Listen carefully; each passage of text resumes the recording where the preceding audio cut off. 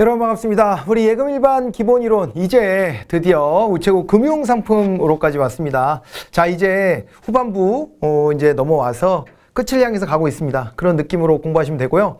우리 이제 우체국 금융상품 그랬을 때 가장 메인은 역시 이제 예금 상품이고요. 그 다음에 이제 체크카드에 관련된 내용들이 나옵니다. 그러고 난 다음에는 우체국에서 이제 판매를 해주는 펀드는 투자 상품이기 때문에 이거 투자성 상품을 개발해서 할 수는 없고 딴 데서 만들어 놓은 것들을 갖다가 이 펀드 상품을 판매하는 역할을 하는 거죠.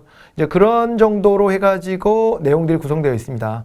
그 중에서 가장 메인은 역시 예금 상품 쪽이에요. 예금 상품 쪽이 출제도 많이 되고 실제 2024년도에도 기출 문제가 한 막 3문제? 뭐 이렇게까지 출제가 되고 그러니까, 보면은 이게 비중이 매우 크다. 이렇게 이제 보셔야 되겠습니다.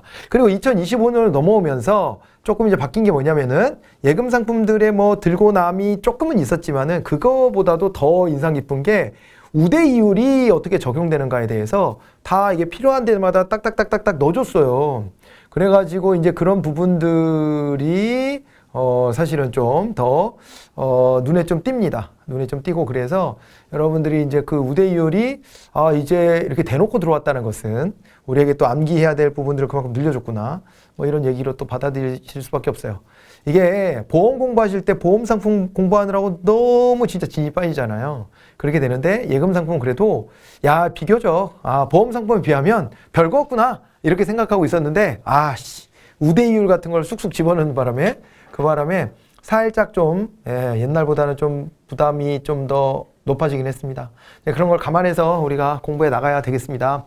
자, 그런데 요거를 또 뭐 그런 우대 이율에 관련된 내용도 더 들어오고 해서 제가 이제 요거를 많이 쪼개서 강의를 할 거예요. 예금 상품 한 큐에 몰아서 강의한 적도 있었었는데 한 강의에 쭉 몰아서 강의도 했었는데 내용이 점점 두터워지니까 한 강의에 몰아서 하기는 좀 너무 어렵고 요거를 좀 찬찬히 좀 들여다보면서 그 특성들을 어떻게 기억해야 될지도 좀 설명해 가면서 그러면서 좀 쪼개서 가보도록 하겠습니다.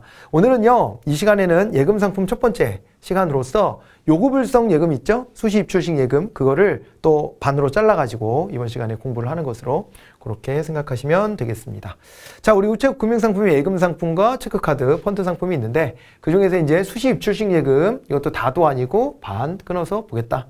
이번 시간에는 그렇게 보시면 되고, 우체국의 예금 상품도 수시 입출식 예금과 거치식 예금과 적립식 예금이 있고 기타 국고 예금 같은 것들이 있는 겁니다. 그리고 공익형 예금 상품이 또 있습니다.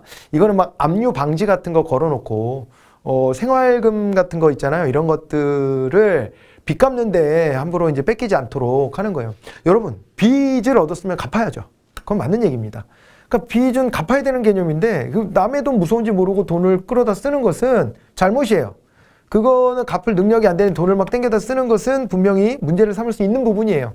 거기까지 동의가 됩니다. 그렇지만은 돈을 못 갚는 사람이 죄를 지었다라고까지 볼 수는 없어요.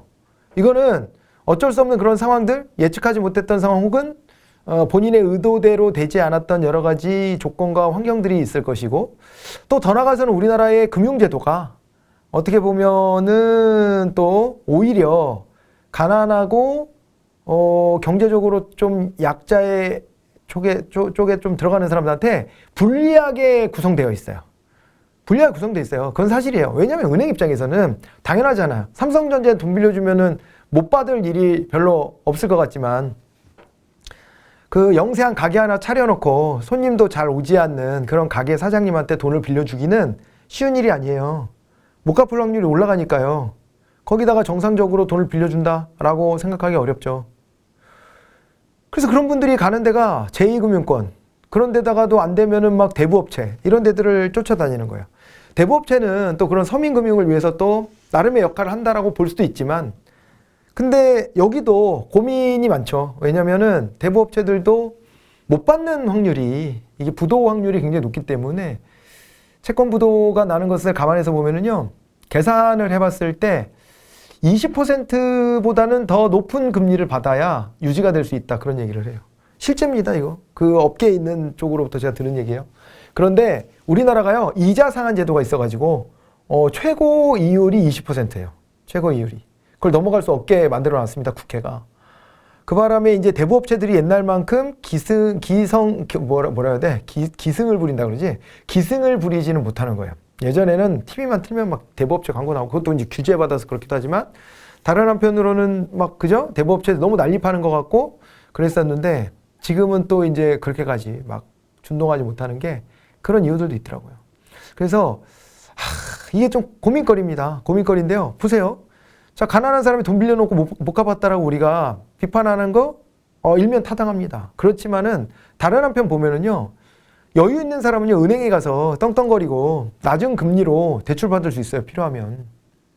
그런데요, 가난한 사람은요, 은행에서 안 받아줘요. 그럼 제2금융권이나 이런 데 막 뒤지고 다녀야 되거든요. 그러다 보면 금리가 계속 올라가는 거예요.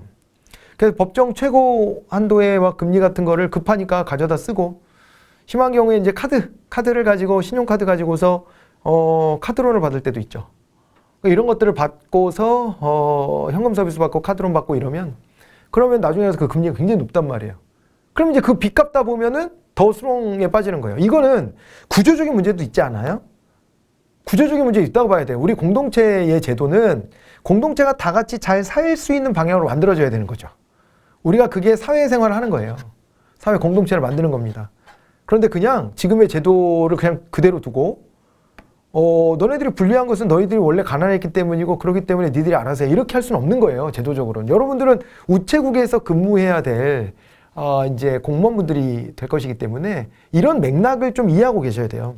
그래서 정책적으로 그런 데다가 돈을 이렇게 뿌려주기도 하는 겁니다. 우체국에서도 그런 걸 감안해서 수익이 좀 안 맞아도 하는 일들이 있단 말이에요. 근데 그게 그냥 단지 가난한 사람들의 표를 얻기 위해서 정치인들이 그렇게 만들었다? 이렇게만 봐서는 안 된다는 거죠. 구조적으로 국가가 바라봐야 될 그 관점들이 있어요. 네, 그런 관점들까지 장착을 하고 공부하시면 더 수월하시지 않을까 싶고, 그래서 이거요, 적어도 생계비와 관련된 돈을 빚 갚는 데 쓰도록은 안 합니다. 이거는 법원에서요, 손해배상 청구받아서 가서 패소해도 그래요. 그럴 때에도 열심히 노력하시고 빚 갚기에 노력하시되, 그런데 생활은 해야 되니까 번 돈의 일부만 조금씩 갚아 나가시고 나머지는 생활하세요. 이렇게 판결이 나와요. 법원에서도 그렇게 하는 겁니다. 당연한 거예요. 사람을 아주 극단으로 내몰면 안 됩니다. 버는 돈을 족족 다 빚감대 쓰면 이 사람 어떻게 살아요? 그리고 골방 같은데, 고시원 같은데 진짜 방어서 살으라고요? 그렇게 되면 더 열심히 일할 수 있는 근거도 안 돼요. 기본적인 생활은 좀 보장해 줘야죠. 에? 너무 극단으로 몰고 가서는 안 됩니다. 그것이 우리의 기준이에요. 그래서 우리 우체국에서도 이렇게 공익형 예금 상품 같은 것들을 많이 지정을 해놓고 보호해주고 그렇게 합니다. 10종 정도 우리가 이제 공익형 예금 상품도 여러분들이 좀 보셔야 돼요. 아셨죠? 네. 자, 이제 그렇게 할 겁니다. 할 건데 일단은 이 시간에는 수시입출식 예금의 반을 보겠다는 겁니다. 자, 수시입출식 예금은 아시다시피 돈을 내가 원할 때마다 넣었다 뺐다 넣었다 뺐다. 그래서 우리의 요구가 있으면 지불을 해줘야 되는 거. 요구불성 예금 이렇게 얘기를 합니다. 그래서 수시입출식 예금, 입출금이 자유로운 예금이다 그랬을 때 보통예금, 저축예금, 듬뿍 우대저축예금, 그리고 이포스트뱅크 예금, 기업든든 MMDA 통장, 우체국 행복지킴이 통장, 우체국 국민연금 안심통장, 우체국 선거비관리 통장, 우체국 하도급 지킴이 통장. 오늘 이 시간에 공부하셔야 될 내용이에요. 이거 말고도 또 그만큼 남아있다는 얘기죠. 자, 이제 그거는 다음 시간으로 넘겨서 볼 거고요. 자, 이제 보통예금, 저축예금은요, 모르는 내용이 없어요. 한번 들어가 보실래요? 자, 이제, 그걸로 가기 전에 참, 우리 우체국 예금 상품에 대한 포괄적인 얘기를 좀 하고 가야 되겠네요. 바로 들어가 보려고 그랬더니, 그렇지가 않지, 참. 요게 우체국 예금 상품 개발할 때 고려사항들은 이런 것들이 고려됐다는 거예요. 우체국은요, 예금 상품 개발할 때 수익성도 봐야 돼요. 이거는 지속 가능한 사업이어야 되는 거예요. 사업이에요. 사업입니다. 우체국은 여기를 정부기업이라고 부르는 거거든요. 여러분들이 이제 이것도 우편에서 공부하세요. 우편에서 여러분들이 우체국은 정부기업이야 이런 얘기를 해요. 우편 사업은 정부기업으로서 하는 거야 라고 얘기를 하는데, 우체국 자체가 정부기업이에요. 정부기업이 뭐냐면요, 정부 조직 내에 있고요, 그리고 여기에 이제 공무원들로 구성되어 있어요. 그런데 하는 일은요, 기업스러운 일을 하는 거예요. 기업의 속성을 갖는 거예요. 기업의 속성을 갖는 겁니다. 그러니까 공기업하고는 좀 달라요. 공기업은 정부가 출자를 해가지고 운영하는 기업 정도로 봐야 되는데, 정부기업은 그냥 정부 조직 안에 있는 거예요. 그러니까 여러분들이 여기에 합격하시면 공무원이 되는 거지, 공기업에 합격하면 공무원 직원이 되는 거고요. 요게 차이가 좀 있습니다. 예, 이런 걸 정부 기업이라 해요. 정부 기업. 그래서 학자들은 이걸 갖다가 정부 부처형 공기업 이렇게 부르기도 합니다. 정부 부처 형태로 있는 공기업스러운 애들이네, 뭐 이렇게 보기도 해요. 어쨌건 이게 정부 조직 안에 이런 걸 넣어놨다는 얘기는 어떤 거라고 봐야 되냐면 공공성이나 안정성 지켜줘야 된다는 겁니다. 그래서 소비자 보호도 해줘야 돼요. 그런데 기업스럽기 때문에 수익성도 고려해야 된다는 거예요. 그래서 이거는요, 어쩌라는 건지 잘 모르겠는 거예요, 사실은. 야, 네가 고개 돌려 오른쪽을 잘 관찰하면서 길을 걷되 왼쪽도 좌시하면 안 돼. 왼쪽도 잘 봐. 그러면 우리가 눈이 뭐 뒤통수에도 하나 달리고 앞통수에도 하나 달렸으면 양쪽을 다 보고 갈 수 있는데, 이쪽으로 고개 돌려서 가. 그러면서 왼쪽도 잘 봐. 그럼 왼쪽은 어떻게 봐요? 왼쪽은 어떻게 봐? 이렇게 보다. 이렇게 봐야 돼. 그러면 빠른 속도로 갈 수 있어요. 이렇게 하면서 힘들죠? 딱 그 격이에요, 이게. 기업은요, 일반 기업은 수익성을 1번으로 삼습니다. 공공성이요? 그런 척은 하죠. 왜냐하면 소비자에게 좋은 기업처럼 보이려고. ESG 경영 같은 거 하잖아요. ESG 경영. environmental, 그 다음에 S, social, 그 다음에 G, governance 이래가지고 ESG 경영이라는 걸 해야만 합니다. 지금은. 유럽이 세운 기준이에요, 이것은. 그래서 유럽에 수출하고 이러려면요, 우리나라 대기업들도 ESG 평가를 다 받아야 돼요. 얼마나 네가 환경에 대해서 신경 쓰냐? 얼마나 니네가 사회적 가치를 추구하냐? 니네가 그리고 의사결정 구조를 독단적으로 하지 않고 다양한 주체들에 참여시키냐? 이런 것들에 대해서 다 평가받아야 돼요. 이런 세상이 되긴 했어요. 그러나 기업은요, 그게 없으면 수출을 못하니까 그걸 하는 거예요. 그런 것이지 진짜로 공공의 가치를 위해서 우린 존재합니다, 이렇게 말하진 않는 거죠. 당연한 겁니다. 소비자 보호요? 국가가 강제하니까 하는 거예요. 소비자 보호하고 싶지 않죠? 소비자 보호를 하기보다는 비용을 절감해서, 그리고 좀 나쁜 물건을 팔더라도 잘 팔리기만 하면 돈을 많이 벌고 싶은 그런 속성을 많이 가져요.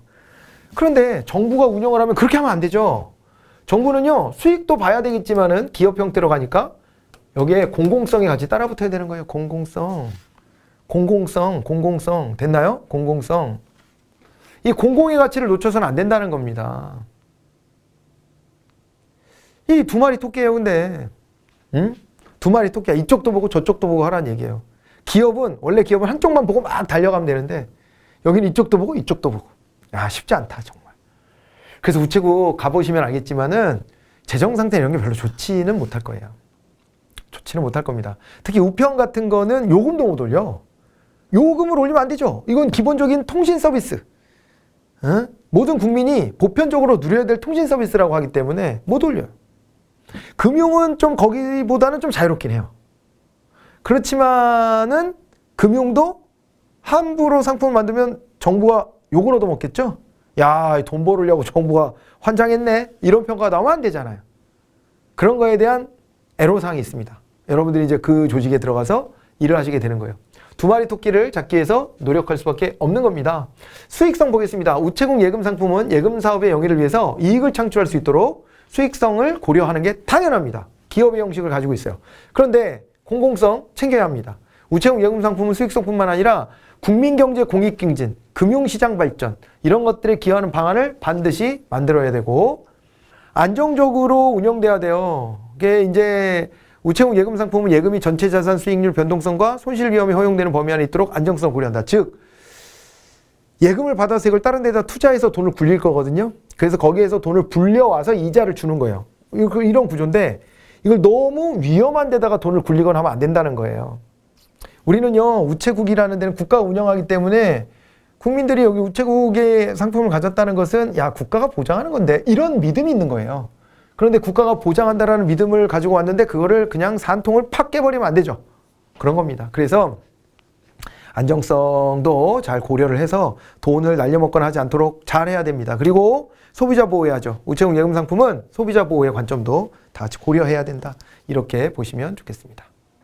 자, 그리고 예금 상품의 이자율은 우체국 예금 보험에 관한 법률에 따라 고시하는 기본 이자율에 우대 이율을 더해서 이제 정합니다. 기본 이자율 더하기 우대 이자율 이렇게 보시면 되는 거예요. 기본 이자율은요, 원금에 대한 이자의 비율 중 우체국의 금리 정책에 따라서 예금의 종류별로 기본적으로 예금의 종류에 따라서 기본적으로 설정되어 있는 금리 수준이고요. 우대 이자율은 어떤 거냐면요. 원금에 대한 이자의 비율 중 상품에서 특정 조건입니다. 조건에 따라 선택적으로 그 조건에 부합할 경우에 선택적으로 우대 금리를 챙겨주는 거예요. 이렇게 됩니다. 근데 이거 우체국만 그렇게 하는 건 아니고 일반 은행들도 이런 것들 많이 합니다. 그런데 우체국도 이렇게 한다. 이렇게 생각하시면 될 거고요. 우체국 예금보험에 관한 법률에 따라 고시하고 우체국에 취급하는 예금 상품은 크게 입출금이 자유로운 예금에서 요구불성 예금이죠. 얘가 요구불 예금이에요. 요구불 예금. 그리고 이제 거치식 예금이 있습니다. 거치식 예금. 요건 이제 정기 저축 같은 거, 적립식 예금은 정기 적금 같은 거 그런 것들이 있고요. 뭐 국고예금처럼 기타 예금 같은 거 이런 것들이 있다라고 해서 구분하시면 되겠습니다. 자, 그래서 보통 예금으로 가보면 다 아시다시피 그냥 아주 베이직한, 아주 일반적인 이제 수시 입출식 예금이 되는 거죠. 가입 대상에 제한이 없고요. 예금과 지급에 있어서 특별한 조건이 아예 없어요. 입출금이 아주 자유롭습니다. 근데 이게 너무 인기가 없으니까 여기다가 금리를 조금 올려줄까 해가지고 만든 게 바로 짜잔 저축예금이 되는 거죠. 그 저축예금의 가입 대상은요 개인 고객이에요. 그래서 이게 기출문제 나왔었는데요. 2024년 기출문제 딱 나왔습니다. 뭐라고 나왔었냐면 자 이렇게 저축예금은 개인과 법인 고객을 대상으로 하는 입출금이 자유로운 예금이다. 그랬는데 법인 고객 아니죠. 법인 고객 아닙니다. 개인 고객만 들어와 줘야 됩니다. 자 그래서 이제 가입 대상 개인 고객이고요.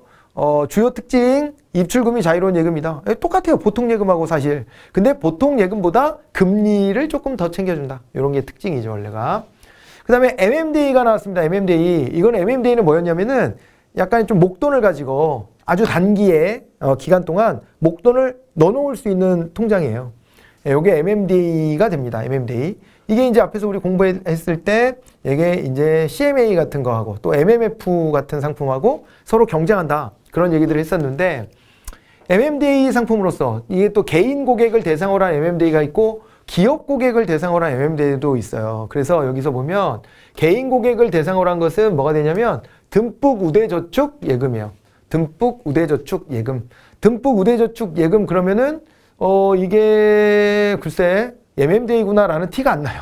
MMDA라는 티가 안 나서 여러분들이 듬뿍 우대해줄게 MMDA로 이렇게 막 외우셔야 돼요. 그렇게 하셔야 돼요. 우리가 이거 예금 상품 하는데 어떻게 이거 기억할 수 있을까요? 뭐 우대 이율 어떻게 외워야 되나요? 이렇게 하시는 분들 많은데요. 이것도요.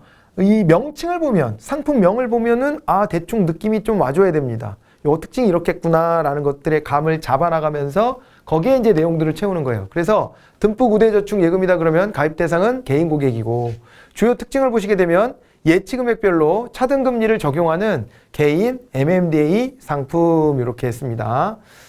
그렇게 됐고 이게 금리를 좀 높여주는 거죠. 여러분 기억하시겠지만 MMDA는요 단기 목돈을 유치하려고 경쟁하는 거예요. 그래가지고 요거를 좀 금리를 좀 우대해주면서 그러면서 금리 우대가 있는 거예요. 듬뿍 우대해준대요 심지어. 그래서 단기간에 돈을 예입해 놓고 있는 겁니다. 그래서 예치 금액별로 차등금리를 적용하는 개인 MMDA 상품이고요. 입출금이 자유로운 예금이다. 이렇게 봐두시면 되겠습니다.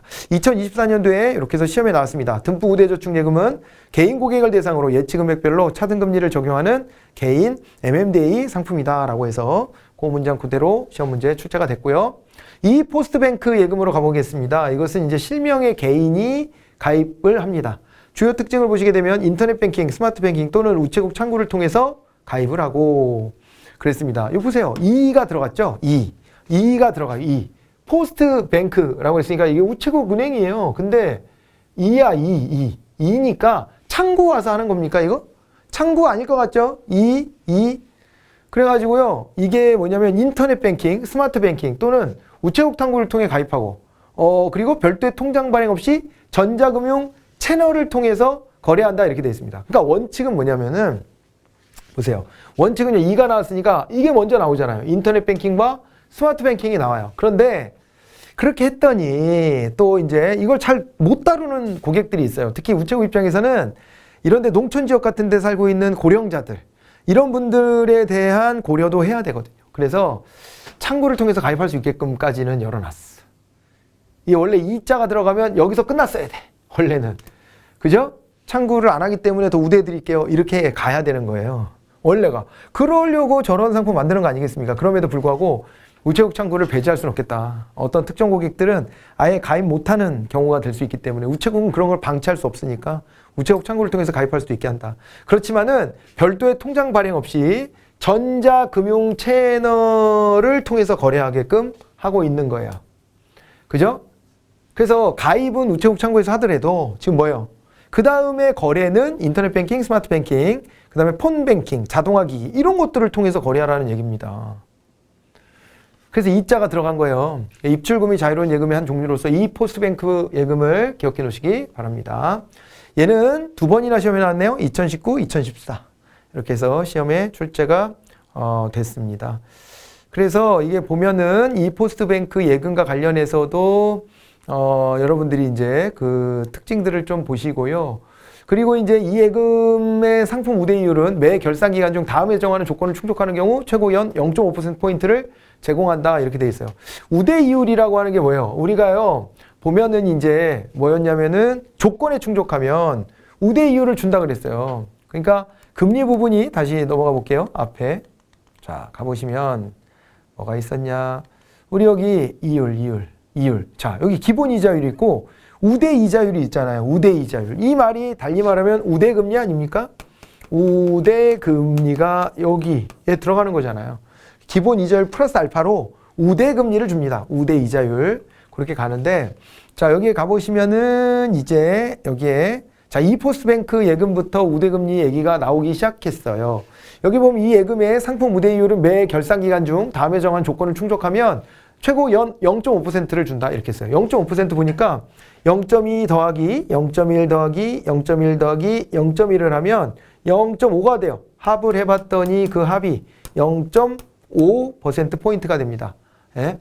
퍼센트포인트라는 개념은 어떤 거냐면요. 기존에 우리가 이제 그 기본 이자율이 있잖아요. 기본 금리가 있으니까 거기다가 플러스해서 숫자 몇을 더해 줄 거냐 이렇게 계산해서 이제 저 퍼센트 포인트라는 개념이 옵니다.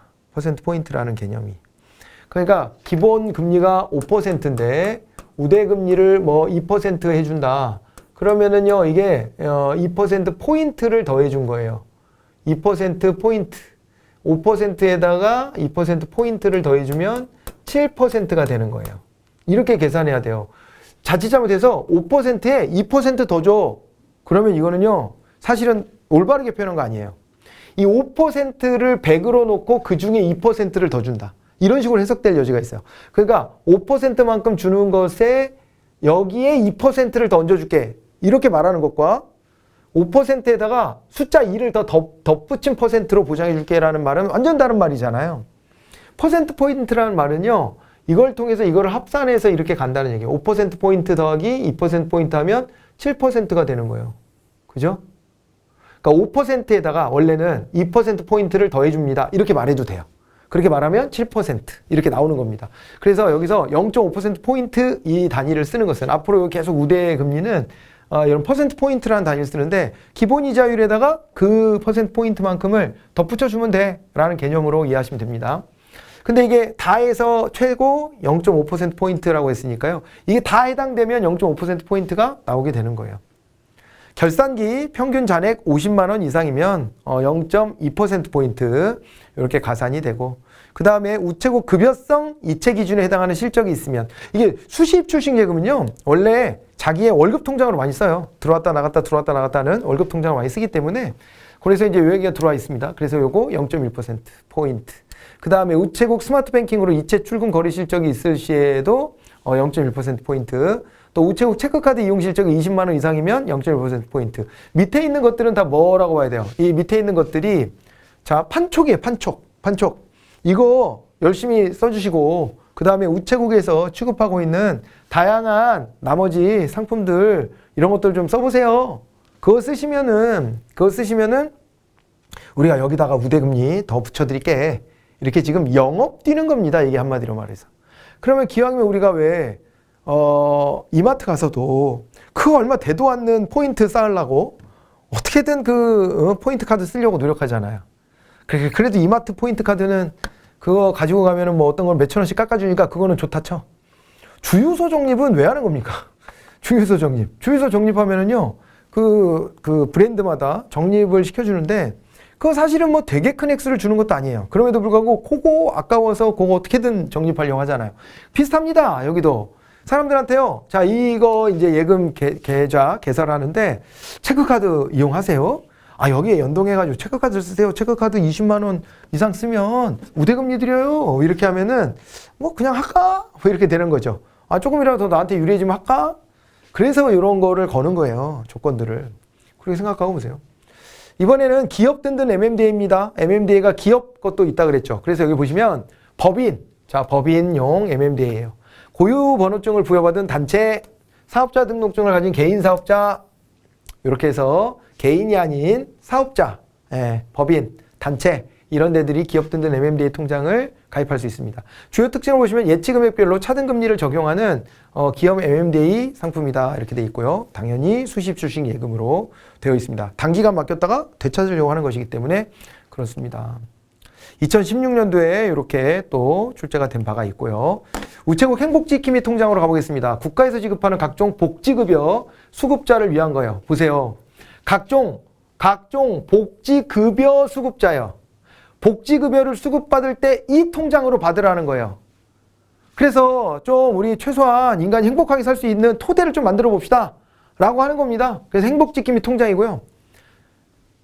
이번 텀에 빠졌습니다만 희망지킴이 통장이라는 게 있어가지고 그거랑 좀 혼선이 있을 수 있어서 시험 문제 같은 데에서도 행복지킴이냐 희망지킴이냐 이런 것들을 자주 비교해서 물어봤는데 이제 희망지킴이 통장은 없어졌어요.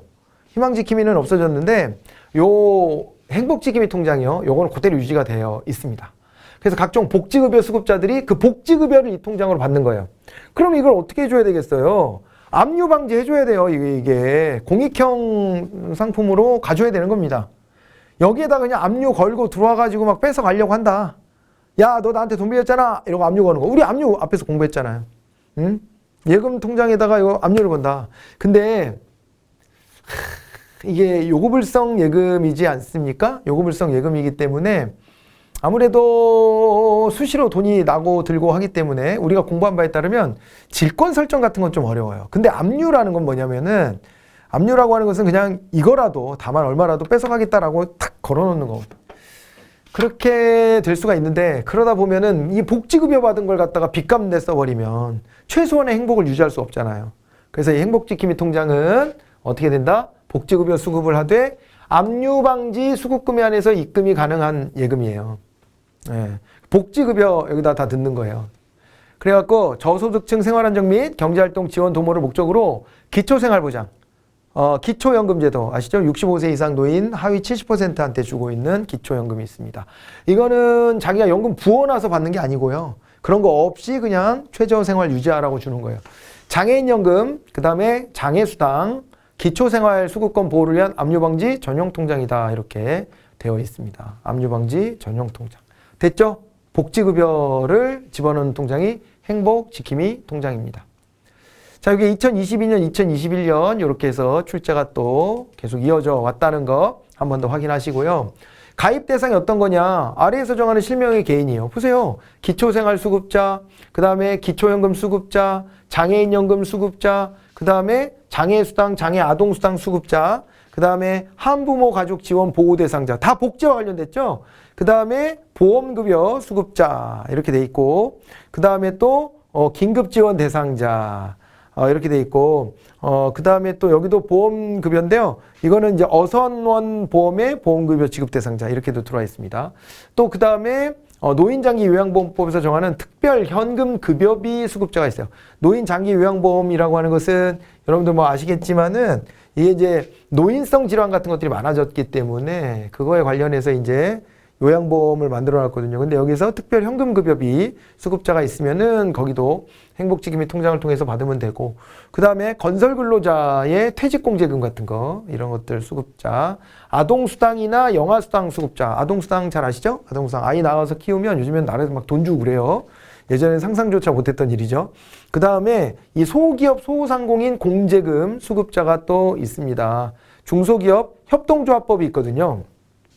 중소기업 협동조합법 요게 있는데 요 법에서 이제 정하는 소기업 소상공인 공제금이 있어요. 공제금 수급자가 있습니다. 그러니까 우리가 이게 중소기업 협동조합 같은 게 만들어지고 그 다음에 그걸 토대로 중소기업 중앙회 같은 게 만들어져 있고 거기에서 막 노란우산 상품도 팔고 뭐 이런 구조들이 있거든요. 그런 구조들 속에서 이제 공제금 같은 거를 받았다 그러면 이게 자기네들 협동조합 안에서 하는 복지 프로그램이에요. 그런 건데 복지 내지는 보험 프로그램 이제 이 보험이 좀 더 가깝겠네요. 이 복지성이 있는 거죠. 복지성이 있는 이 보험 프로그램 같은 거예요. 그런 건데 이것을 수급받는 거, 이거 생활이 어려워지고 사업이 어려워져서 이거 수급받는데 이걸 압류 걸어버리고 하면 안 되니까 이런 거를 행복지킴이통장으로 받도록 하고 있는 것이고, 그 다음에 아동복지법상 자립수당 수급자, 부모 없이 크는 아이들 있잖아요. 그리고 또 여기 또 보면 재난적 의료비 지원금액 수급자 이렇게 나왔고, 또 그 다음에 자동차 사고 피해 지원금 수급자 이런 식이에요. 또 그 다음에 의료급여를 받는 거, 의료보험에 가입도 못해서 치료를 못 받을 것 같을 때 의료급여 같은 거를 국가가 주거든요. 그리고 또 이제 자립정착금 수급자가 있고 양육수당 수급자가 있고요. 네. 그 다음에 또 이제 구직촉진수당 같은 것도 있고요. 국가가 복지 많이 합니다. 우리나라 보면 아직은 복지국가까지 못 올라갔지만 그래도 틀은 또 잡혀 나가고 있는 중이에요. 실업급여 수급자 있고요. 그 다음에 산재보험 보험급여 수급자, 또 그 다음에 여기 이제 임금채권보장법에서 정하고 있는 체불임금 등 대지급금 수급자가 있습니다. 체불임금 때문에 생활이 궁금하면 국가가 먼저 지급해주고 대신 지급해주고 그 체불임금을 대신 받아오는 거예요. 그런 식으로도 하고, 그 다음에 저소득 장애인 진단서 발급비 및 검사비 수급자 이렇게 돼 있습니다. 저소득 장애인 진단서 발급비 검사비 수급자, 이런 돈들 다 지켜주는 거예요. 예. 그래서 이게 보시면 요 아래 단에 있는 애들은 좀 추가가 된 애들이에요. 예. 작년까지는 없던 내용이 좀 추가가 된 내용도 있습니다. 근데 뭐 크게 어렵게 생각하실 건 없어요. 이걸 다 딸딸 외우냐? 아니, 그러기보다는 이게 지금 보니까 국가의 각종 복지급여 같은 것들을 수급할 때, 이런 복지급여들을 수급할 때 행복지킴이를 이용하면 되는 거구나, 이렇게 받으시면 되는 거예요. 됐죠? 그 다음에요, 국민연금 안심통장이 있습니다. 이거는 또 뭐냐면요, 국민연금 수급자의 연금 수급 권리를 보호하기 위한 압류방지 전용 통장이에요. 이건 복지급여 쪽으로, 뭐 예를 들면 국가가 어려운 처지에 놓인 사람을 이제 구조해준다라는 개념보다는 모든 국민이 일반적으로 보면은 자기 직업이 있고 소득이 있으면 국민연금 같은 보험에 무조건 들어야 되잖아요. 그래서 이 국민연금을 가입해 놨다가 국민연금 수급을 하게 된다. 그러면 거기에서 연금 수급 권리를 보호하기 위해서 압류방지 전용 통장으로 국민연금 안심통장을 만들어 놨다, 이렇게 보시면 되겠습니다. 그래서 국민연금 급여에 한해서 입금이 가능하다라고 보시면 되겠습니다. 얘도 2024년에 출제가 또 됐고요. 2018년도에도 출제가 됐었습니다. 그렇게 비교해 보시면 되고요. 이 예금의 상품 우대 이율이 또 있습니다. 그래서 매 결산 기간 중 평균 잔액에 따라 최고 연 0.2%포인트를 제공합니다. 이거는요, 이거 아니면 이거예요. 5화입니다. 5화. 0.1로 받을까, 0.1로 받을까. 근데 그거는 잔액 기준에 따라서 그래요. 30만 원 이상 50만 원 미만일 땐 0.1%포인트의 우대금리가 제공이 되고, 50만 원 이상의 예금 평균 잔액을 여기다 두고 쓰면 0.1%포인트의 이제 우대 이율을 주는 것이죠. 그러니까 뭐냐면, 국민연금 받았습니다. 국민연금 받았는데 그 국민연금 받은 거에서 홀딱 다 찾아가지 않고 여기다 조금씩 이렇게 여윳돈을 남겨놓으면서 쓸 수도 있잖아요. 네, 그랬을 때 그 잔액 기준으로 해가지고 0.1 또는 0.2%포인트만큼의 우대금리를 제공해준다. 이렇게 보시면 됩니다. 이번에는요, 선거비 관리통장이라는 게 있습니다. 선관위에서 관리 운영하는 선거에 출마하는 입후보자, 이렇게 되어 있습니다. 자, 선관위에서 관리 운영하는 선거라고 하는 거예요. 선관위가 관리 운영하는 선거면은 좀 공신력 있는 선거들이라고 봐야 되겠죠. 이를테면 우리 대통령 선거, 국회의원 선거, 지방의회 의원 선거, 지방자치단체장 선거, 이런 것들도 있겠지만은 지역에 가면은 농협 조합장 선거 이런 것들 있잖아요. 그런 그 선거들도 선관위에서 주관하고 많이 그래요. 선관위에다 맡기면 객관적으로 아주 공신력 있게 선거 관리를 해주죠. 자, 이제 그래서 선거에 출마하는 입후보자 또는 입후보자가 지정하는 회계 책임자 및 시군구 선거관리위원회, 선거관리위원회 여기가 이제 가입 대상이 됩니다. 선관위 자체도 가입 대상이 되고요. 그러니까 선관위가 관리하는 선거에 출마하는 사람이나 회계 책임자 아니면 그냥 시군구의 기초자치단체별 선관위 이런 데가 선거비 관리 통장의 가입 대상이다. 주요 특징을 보면 선관위에서 관리 운영하는 선거 입후보자의 선거 비용과 그 다음에 선거관리위원회의 선거 경비 관리를 위한 입출금 통장이다 이렇게 되어 있습니다. 그러니까 후보자 입장에서 보면은 이제 그 선거 비용 같은 것들을 넣어놓고 쓸 수 있는 통장이 되는 것이고, 그 다음에 선관위 자체에서 와도 선관위에서 운영 자금이 있잖아요. 그런 선거 경비를 관리하기 위해서 이 통장을 이용할 수 있다는 얘기입니다. 그래서 선거 기간을 전후로 일정 기간 동안 거래 수수료를 면제해 준다 이렇게 되어 있습니다. 선거 기간 때 이걸 주로 쓸 것이기 때문에 그때 거래 수수료 면제하는 서비스를 통해서 고객을 유치하려고 하는 것이고, 수시 입출식 통장으로서 입출금이 자유로운 예금이다 이렇게 보시면 되겠습니다. 그 다음 우체국 하도급 지킴이 통장입니다. 이것은요, 가입 대상은 법인, 사업자 등록증을 소지한 개인사업자, 고유번호를 부여받은 단체 이렇게 되어 있습니다. 우리 이런 표현은 지금 보면은 앞에서 기업 MMDA 통장 같은 경우에 아이고 잘못 쳤네. 예. 단체. 예. 기업 MMDA 통장 같은 경우에 이렇게 나왔잖아요. 기업이 가입할 수 있다는 얘기가 여기서도 그대로 적용되는 거예요. 그러니까 왜 그러냐면 우체국 하도급 지킴이거든요. 하도급을 받은 사람들을 지켜주기 위한 것이기 때문에 요거는 기업 단위로 이제 가입이 가능한 것이죠. 조달청에서 운영하는 정부계약 하도급 관리 시스템을 통해서 발주한 공사 대금 및 입금이 하도급자와 근로자 간의 기간 내 집행될 수 있도록 관리, 감독하기 위한 전용 통장이다 이렇게 되어 있습니다. 그러니까 조달청에서 운영하는 정부계약 하도급 관리 시스템이 있고요. 여기에서 발주한 공사 대금하고 요 대금이 입금되는 거.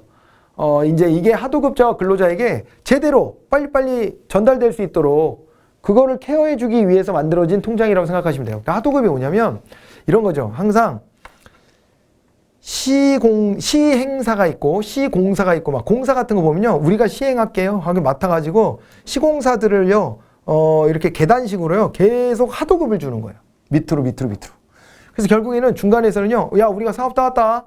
니들 얼마에 이거 공사할 수 있어. 이렇게 해가지고 사업 땄을 때 그때 받을 돈에서 공사비만큼을 빼고 나머지를 자기네가 중간에서 가져가는 거예요. 막. 그러면서 또 이렇게 돈이 나오면 그거를 하도급 비용을 바로바로 줘야 되는데 바로바로 주지 않는 거죠. 그러다 보니까 밑에 단에 위치하고 있는 기업이나 거기에 종사하는 근로자들 입장에서는 돈이 안 돌아요. 그래서 매우 어려움을 겪는 거거든요. 근데 조달청에서 운영하는 정부계약 하도급 관리 시스템이라고 그랬으니까 정부계약과 관련된 거잖아요. 정부계약에서는 돈을 안 줄 리가 없거든요. 정부계약을 했으면 돈을 다 줄 텐데 이 주는 돈을 가지고 제대로 이걸 하도급 관리가 돼야 되는데 그게 안 되니까 그러니까 이제 요렇게 이제 공사대금이나 이제 공사대금에 대한 입금이 하도급자 근로자에게 기간 내에 집행되도록 관리 감독하려고 이 전용 통장을 만들어 놨다 이렇게 보시면 되는 겁니다. 그래가지고 우체국 하도급 지킴이 통장이라 아주 독특한 통장이 이렇게 있고 2018년도에 이게 또 출제가 이렇게 된 바가 있었습니다.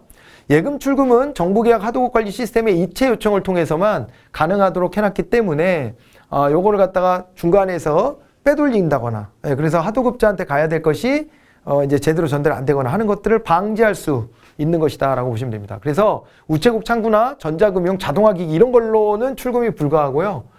이 반드시 정부계약 하도급 관리 시스템의 이체 요청을 통해서만 이제 가능하다 이렇게 봐두셔야 되겠습니다. 자, 여기까지 이번 시간 준비한 상품들이었습니다. 그래서 우체국 금융상품 이렇게 수시 입출식 예금과 거치식 예금, 적립식 예금이 다 있는데 수시 입출식 예금 반을 받다. 네, 국고예금까지 포함해서 그렇게 보시면 됩니다. 네.